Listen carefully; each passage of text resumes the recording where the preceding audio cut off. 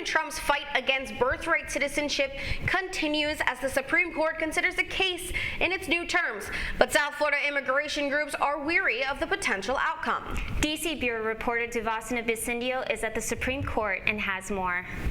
Good morning, that's right. I spoke with two immigrant advocacy groups who say that no matter the decision, immigrant rights would be chipped away. If they decide to reinterpret the 14th Amendment, it's going to lead to that conversation of who is good enough. Yarelis Mendez-Zamora of American Friends Service Committee Florida was born here and would be considered a birthright citizen because her mother is an immigrant from Nicaragua.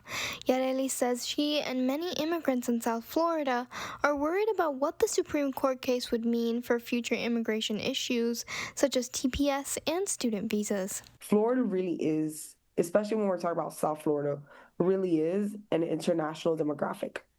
And so people who think that this would not affect them, congratulations, it would.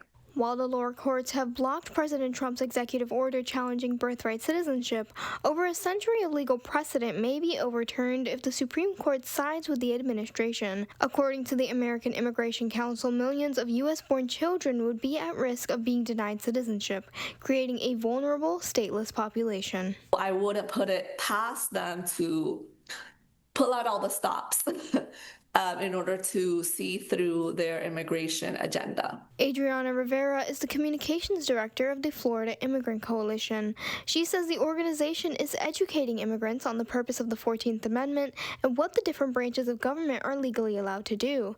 But she also says that with the Trump administration's past record, no one seems to be safe. People shouldn't get comfortable because I think that this is just the first thing that they're gonna do, and then after that they'll come after a lot more people.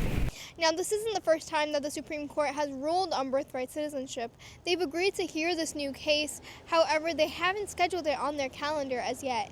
A decision is expected as late as next summer. Reporting at the Supreme Court, I'm Devasna Bisindio, Caplin News.